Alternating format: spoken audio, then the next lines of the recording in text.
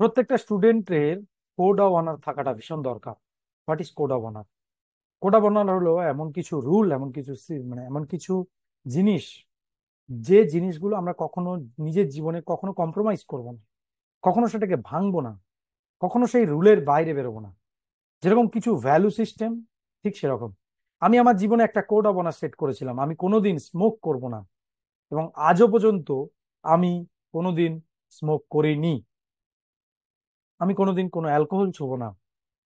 আজও পর্যন্ত সেটা আমি ভাঙিনি, আমি এখনো পর্যন্ত ভাঙিনি।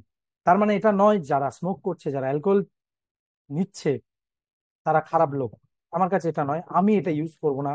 কারণ আমি জানি এটা করলে আমি তার খারাপ দিক দেখেছি, তার জন্য আমি এটা করি না। সো এটা আমার কাছে কোড অফ অনার। এবং এই কোড অফ অনার আমি যখন সেট করেছিলাম, অর্থাৎ অনেক বছর আগে আমি যখন প্রথম নিজেকে আমি নিজের সাথে নিজে একটা কমিটমেন্ট করেছিলাম, নিজের সাথে নিজের যে রুলটা সেট করেছিলাম, আজও সেই রুল আমি ভাঙিনি। আজও সেই রুলের জন্য, হ্যাঁ, মাঝখানে মনে হয়েছিল কোনো না কোনো সময় কলেজে পড়ার সময়, মাঝখানে যখন মনে হয়েছিল এক আধবার যে হয়তো আমরা এটা ভেঙে দেখতেই পারি। বাট তারপরে আমার মনে হয়েছে নো। কারণ আমার যাদেরকে আমি ফলো করি তাদেরকে আমি দেখেছি তারা খায়। যেরকম আমি যদি বলি, সত্যজিৎ রায়ের প্রত্যেকটা গল্পে ফেলুদা খায়, আমার ফেলুদাকে খুব ভালো লাগতো।